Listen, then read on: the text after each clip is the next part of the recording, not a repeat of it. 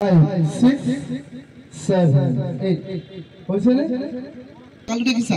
এই ফকালৰ ব্যায়াম কৰি দিয়া হাতখন একো নকবা হাতখন হলে আকৌ এবাৰ আমি 1 2 3 4 তালফৰিঙা থাকি গ'ল কি থাকি গ'ল আকৌ হিচাপ কৰা ফুলা মানকে একা ফুৰল ফৰিঙা বৰতি বনাই এডাল বৰতীয়ে গোটেই মনত থাকিবনে ঢোলটোৰ বিষয়ে ঢোলটো কি কি কেইটা আছে অংগ 11টা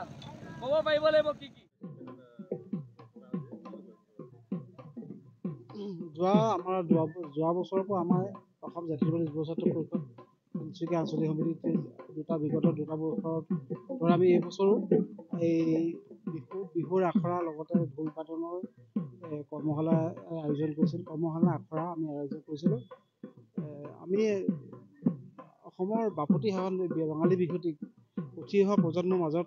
মানে অসমীয়াৰ যি বিহুটোক কেনেকৈ আমি জীয়াই ৰাখিব লাগিব তাৰ এটা প্ৰচেষ্টা কৰি আহিছোঁ আৰু আমি আচলতে আৰু এটা মানে আমাৰ কাৰণে ভাল খবৰ আছে আমি যিটো ইয়াত অনুষ্ঠান কৰিছোঁ তাত দেখিছোঁ আমি আমাৰ অনা অসমীয়া যিবিলাক আছে বেলেগ সম্প্ৰদায়ৰ যিবিলাক মানুহ আছে তেখেতলোকক বহুত তেওঁলোকৰ কণ কণ ল'ৰা ছোৱালীবিলাক আমাৰ আজি এই বিহু আখৰা যোগদান কৰিছে আমাৰ কাৰণেতো মানে ভাল বাৰ্তা বুলি আমি ভাবোঁ আৰু আশা ৰাখিছোঁ অনাগত দিনবিলাকতো এনেকৈ এইদৰে আমি প্ৰতি বছৰ আমি এই কৰ্মশালা আমাৰ এই আখৰা আমি আগবঢ়াই যাম আৰু সকলোৰে সহায় আৰু সহযোগিতা এইদৰে আমি পাম বুলি আশা কৰিলোঁ আমাৰ 1 তাৰিখৰ পৰা আৰম্ভ হৈছে 12 তাৰিখলৈকে 12 তাৰিখে শেষ হ'ব সামৰণি অনুষ্ঠান 12 তাৰিখে আছে আমি ইয়াত 300 টকা মাচুল ধাৰ্য কৰিছোঁ আমি এইটো মানে বাধ্যতামূলক নহয় দিয়াটো